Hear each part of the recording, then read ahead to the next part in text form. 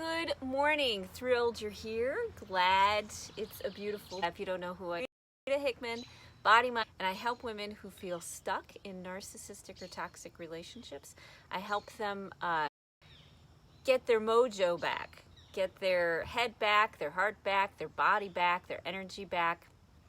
And I use Asian medicine to do it because that's my specialty in body-mind science. So it's not just a head game. It's not just, therapy or psychotherapy. It's actual physical work that we do and things that you put into your life that when you do them, if this, then that, it's actually very practical and pragmatic. That's my specialty, how to get yourself to a psychologist the other day. And we were talking about the message that's out there for most people, especially for most women, which is if you're in a narcissistic relationship, you need to do whatever you have to do. If you don't, run away. Now, I've been doing this for a long time. I've been working with people who have toxic relationships. I've been working with people who have childhood abuse, who physical, mental, and emotional challenges, feeling victimized by narcissism. I've worked with people who have narcissistic tendencies, usually because of something like bipolar, borderline personality, health issues, PTSD, childhood trauma that they went through. And one of the things both my psychologist and I agree on very strongly is that one, a good friend, and they would about everything exists, every possibility, every probability, every connectivity, everything. If we can imagine it, somewhere in the quantum field, somewhere in this universe or some other universe, it exists. And so narcissism, many people like to think it's either or. It's you're either a nice person or you're a narcissist. And narcissism is really a whole spectrum of things. It's a self-preservation that people use and that doesn't even think about where other people are at. So all of us, every single person in us, unless let's say it's someone with who are far on the other side of the spectrum, all of us have a dose of narcissism and self-preservation, survival. We have to do. I can't care about anybody else. I once had a military. You don't know what you're capable of doing unless you're actually in that situation. You're actually dealing with it one-on-one. And even then, how you deal with it the first time and then how you deal with it the second time or the third time or the fourth time is way different because you evolve and grow. So, the wisdom out there is, if you're in a relationship with a narcissist, you need to run away as fast as possible. And in reality, a lot of women aren't in a position to run away from a narcissist as fast as possible. They've been married for 20, 30 years. They've got a young child, the child of the narcissist that they're raising, and they don't have job skills. They have health issues. They have disabilities. We're compassionate. It's family. It's, you can name it. The number of reasons, really good reasons, why women aren't ready to just cut the cord with the narcissist and run screaming in the other direction and never allow them in again. One, because not all people who are behaving in a narcissistic way are true diagnosed narcissists. And they may have other mental health issues going on, depression or anxiety or a physical health issue going on that causes them to react that way. Only the person in the relationship can decide whether they're ready to stay or ready to go, whether someone has enough value to them or where someone is causing much more damage to their life than they need. It's wonderful to have all rainbows and unicorns and puppies and things like that. That's fabulous. However, we do live in a world where, we make choices, and sometimes being in this relationship is, we have to deal with some other things first. We have to work through some other issues first. Would it ultimately be in someone's best interests to get away from toxic relationships? Absolutely. Absolutely. Because there's a beautiful, amazing, big, pretty, fun, caring, compassionate, really rainbow-filled world that's out there. It really, truly is. And when you start putting things in place that help you enjoy it, that help you make the most of the life that you have, that's when you see it. You're not missing out on your life because of a narcissist. You're missing out on your life because you haven't quite figured out yet how to get the things that you need, and there are things that you need, absolutely, positively things that you need, in order to get to a place where you can enjoy life. And so it's most important that you work on getting the things that you need. And when you're in a safe place, when you have a little bit more flexibility and maneuverability, when you aren't just walking out one day because you can't take it anymore because that's what you're supposed to do, when you don't want to set yourself up to make your life more difficult than it needs to be. Just because you don't have a narcissist in your life doesn't mean that it's not going to be difficult. And in fact, for many women, divorcing a narcissist is the most difficult part of the relationship, because now there's no reason that a narcissist should treat them in any sort of kind manner. And in fact, they go above and beyond to make someone's life miserable. So, if you haven't left a narcissist or someone who has strong narcissistic tendencies, it doesn't mean that there's something wrong with you. It doesn't mean that you're a fool. It doesn't mean that that you're just, you're betraying yourself again and you're weak, and, it doesn't mean any of those things.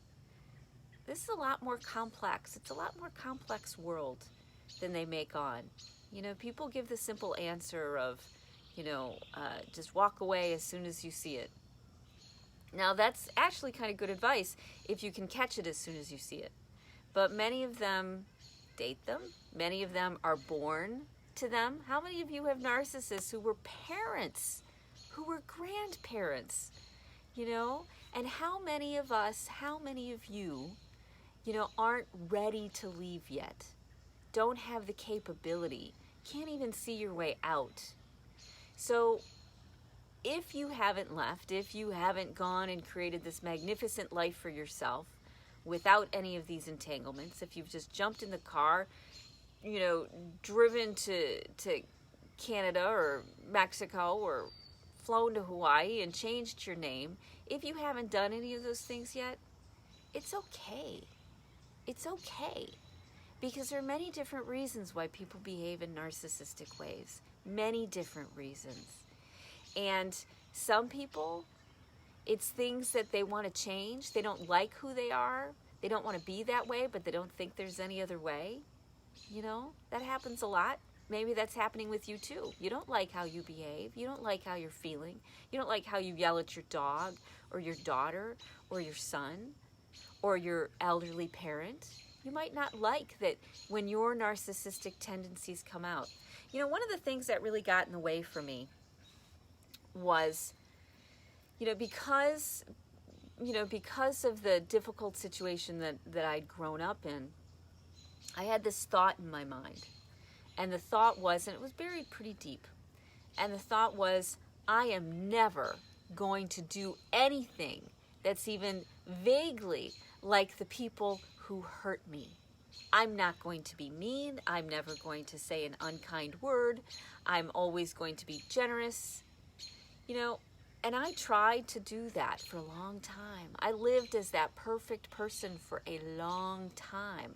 But the problem is you can't carry it off. That's how narcissists are created. We've got, those double lives. You've got the person that you want to be and how you really feel. Maybe you have anger management issues or rage or maybe you fall into a depression, or you feel so sick inside that you just can't move. And you're doing what you can, but it gets the best of you. You can't deny the fact that you're a human being struggling with issues. And we have to deal with those first. We have to deal with your struggles. We have to deal with your PTSD, your trauma, your support system, your healthy habits. We have to get your body back online. We have to get your mind back to respecting and loving yourself. You have to get your nervous system, working properly again.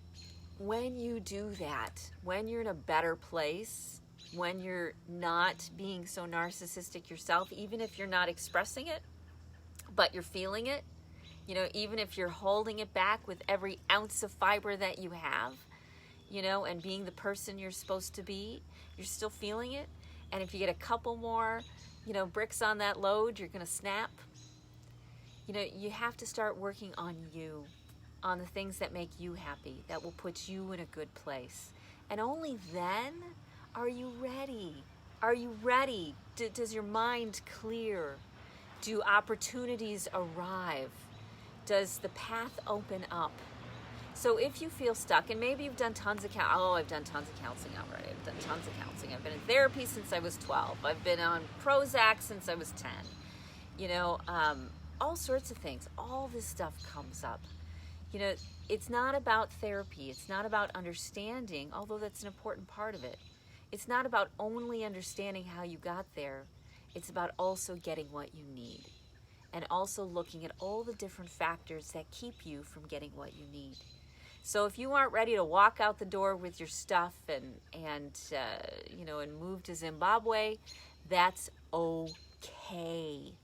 That's okay. You're not a fool. You're not an idiot. You aren't doing it wrong. Maybe you've been focusing on the wrong things.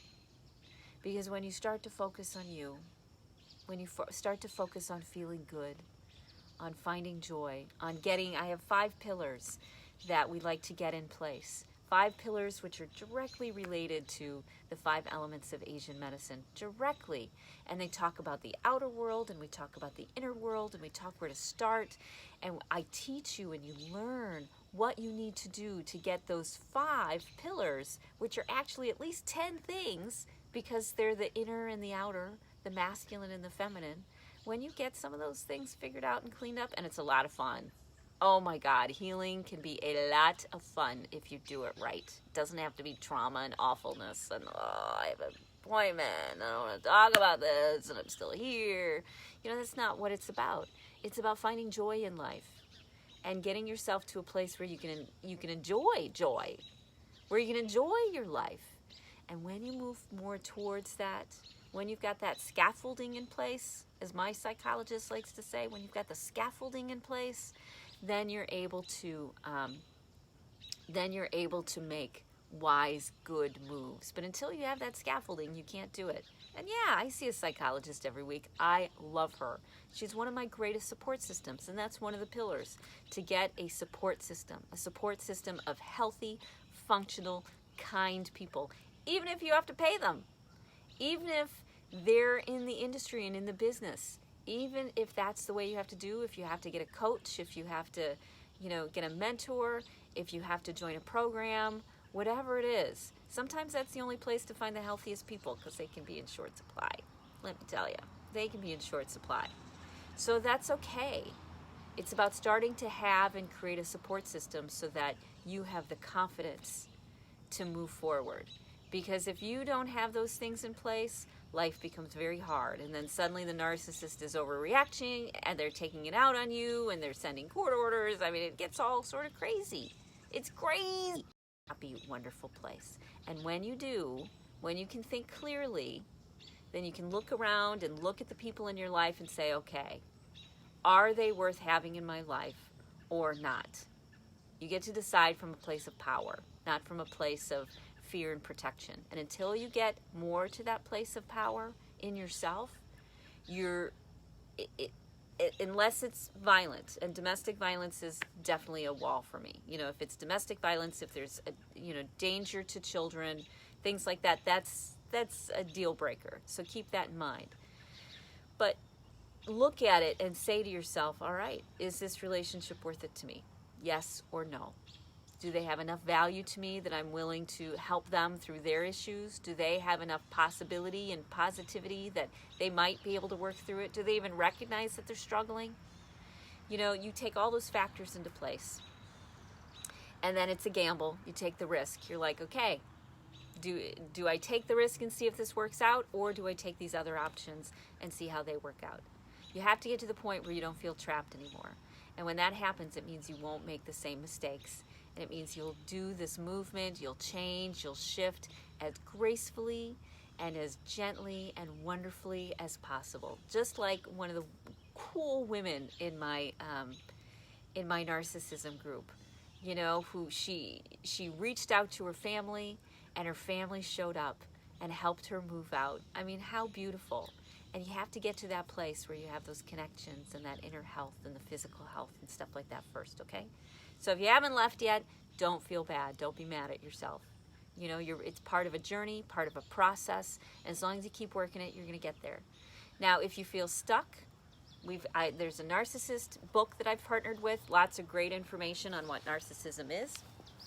It's always good to know what's involved. I've got a narcissism small private group that I work with, Facebook group and one-on-one group. I can direct you to the link for that. Or you can message me, and we will send you an application and see if we're a good fit to work together, to coach together. But don't worry about money or time right now. Just, you know, if you want a little bit extra help, just make the appointment. I do charge like $100 for the call because we're able to come up with a really great strategy. But if we end up working together as part of a package, then it gets rolled into the package. It's no big deal. And we figure something out that works with you, with your time, with your finances, with your situation. You know, this isn't about throwing you into the deep end of the pool and saying good luck, you know, and then watching you flail. This is about coming up with something that works for everybody involved, okay? So don't let that hesitation stop you from reaching out to me. I think that's it. What should your homework assignment today be? It should be to tell yourself, I think you should set a timer, and I want you to tell yourself at least 5 times today how much you love yourself and how much you respect yourself, because that's one of the things you need to start doing, changing your thinking. Instead of, why did I do this again? I'm such a loser. Why do I bother? When you catch yourself saying things like that, I want you to pause, take a breath, and give yourself what you really need, which is that self-love and that self-respect, okay? So, it's Friday. Have a fabulous weekend. I look forward to seeing you on Monday. If you're in the McHenry, Illinois area, we've got a Rewrite Your Life workshop Monday night. It should be awesome. Great authors coming in. She's going to help women journal through and rewrite their life. So that they aren't stuck in the same narrative, the same story, and start to create something new, something that's really fantastic, okay? So if you're in the area, McHenry, Illinois, close to the Wisconsin border, Chicagoland area, we've got a class coming up Monday night. Should be a lot of fun, okay? So I'll talk to you later. Bye.